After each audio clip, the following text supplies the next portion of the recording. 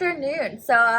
I'm actually about to head out to the city. I'm gonna go out to eat. My boyfriend's gonna come pick me up and we're gonna head out to the city. I'm super excited because I think we're gonna try a new pizza place that just opened up by a famous chef, but we'll see. Sometimes it can be kind of tricky with New York City restaurants to see if we could get in. Couldn't get a reservation, so fingers crossed that we can get in.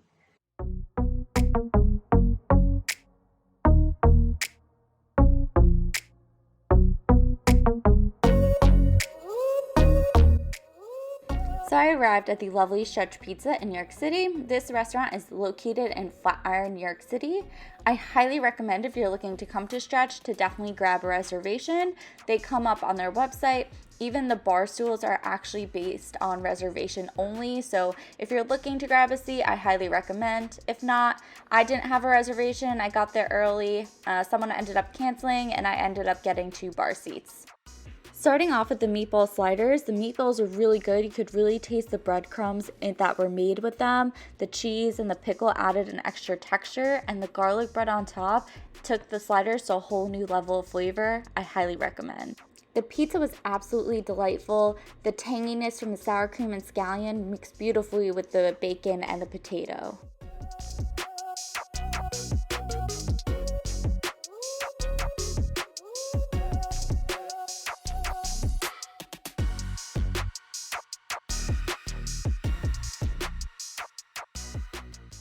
This place is by far not a traditional New York style pizza place, so if you're looking for that, definitely need to go somewhere else. But all in all, it was a pretty good night.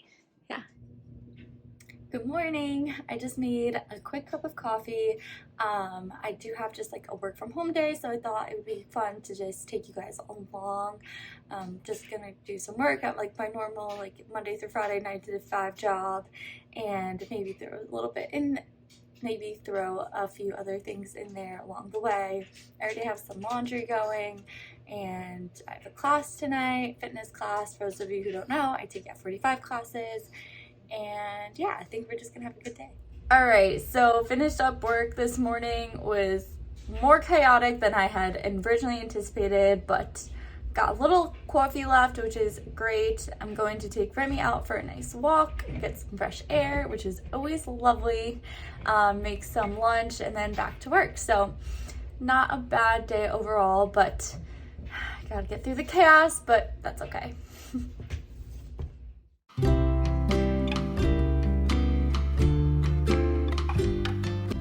Alright, so I just made some lunch, just some scrambled eggs with some cheese on rye toast with some arugula, salt, pepper, a small drizzle of olive oil, and some lemon. Alright, so it has been a busy day. I wanted to take a quick break, but not sure if I'm going to be able to. I have a 45 class at 6:30, so just want to be a little more cognizant of time, but trying to plan my day out here. I think that's what I'm gonna do. Take a quick break because there's something I want to show you guys, and then go to class, come back, and get a little bit more work done, because this isn't quite finished yet, unfortunately. Definitely had a few hiccups this morning, but it's all good. We are going to make it work and flex for our day a little bit. So I don't know, man. Sometimes these days just happen. At least it's Monday and I'm home, so can't complain too much. So I decided we're gonna take a quick break. I'm gonna show you what I got from the Sephora sale, and yeah, and then I'm probably gonna go back to work and then head to my gym class. So full day ahead, full steam ahead. Let's get started. Before I get into what I actually got for the Sephora sale, I kind of want to talk to you guys just about my mindset for the past year, which is totally different than what my mindset has been with makeup previously. So in the years past, I basically was buying a ton of makeup. I was on Trend Moods page every day, waiting for the launches, had my alarm set, was basically always in the know about the latest products that were being released. Now I've taken much more of a laid back approach. The replacement method is kind of what I like to call it. So when I run out of a product, I'll get one. Or if I see that I'm running out of a product and there's a sale coming up, I'll buy one. It just ended up being like a lot for me the other way. My collection got larger than it should have been. I had way too many eyeshadow palettes. I mean, it was really concerning at one point. And I honestly just don't need that much makeup, and it kind of grossed me out using makeup past like that 12-month expiration date. Like I couldn't do it. I wasn't a fan of it. So I definitely tried this method for the past, I would say, like couple months now, and it's been working out really well. I ended up picking up a few things from the Ulta sale. I got like a blush, bronzer, and highlight. I already had like foundation, and I think I already had concealer, but I wanted to show you guys what I picked up from the Sephora sale. So I have both products here with me. I have the product that I used and its replacement as well. So I'm going to be showing you both. Okay, so the first product I have actually doesn't have a replacement because when I started on this journey a couple months ago, I decided I don't need a setting powder. Well, that was just plain old wrong. I definitely need a setting powder, especially for my under eyes. I just find that they crease less if I have a setting powder. So I heard really good things about the LYS brand and decided to pick up their translucent setting powder. I heard Jessica Braun and Taylor Wynn mention these in like videos in the past, so just thought it would be good to pick up. Alrighty, so just wanted to make a quick note that LYS usually gets a tag of being like a more affordable brand at Sephora, and while I totally get that and think that that is true, that I wouldn't really classify any of these products as affordable. Makeup products in general are just very expensive. I even think drugstore is expensive right now, so just wanted to put that little disclaimer out there before continuing on. The next product I actually ended up picking up is the Tower 28 Making Waves mascara. I just think the packaging is so cute. Is that not the cutest packaging? Oh, so cute. Anywho, now this little guy is designed to keep cool while you rock the boat. Lightweight conditioning formula with easy wash-off technology keeps irritation and breakage at bay. Curved dual-sided brush grabs onto every single lash to build boldness and lift for your fluffy lash meet cute. Pretty cool. I'm excited to have this. The Tower 28 mascara is actually replacing two of my mascaras that I have in my collection right now. The first one is the Huda Beauty Legit Lashes. This is a dual-ended mascara, so it has brushes on both ends, one's to volumize and the other one is to separate the lashes. I actually really love this product. I thought it was really great.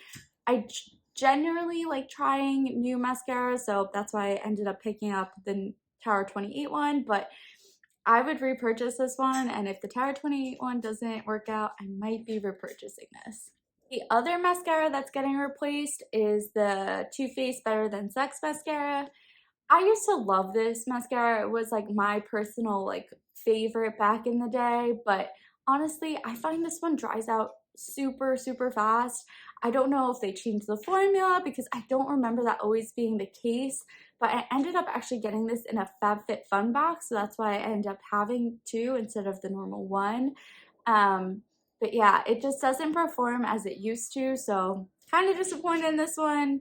Probably not going to repurchase it, but thought I would share. The next product I ended up picking up was the Milk Makeup Future Fluid Concealer, and I got mine in the shade 9N. I'm really excited for this one. It says it is a medium to full coverage concealer with hyaluronic acid to help soothe and hydrate, which all sounds great to me. I heard really good things about this product, so I'm really excited to be using it. Now, its replacement is this little guy right here. I mean, look how tiny it is. It is so small. I ended up getting I guess like a trial size or travel size. What do they call those? Sample size maybe of the NARS Creamy Concealer.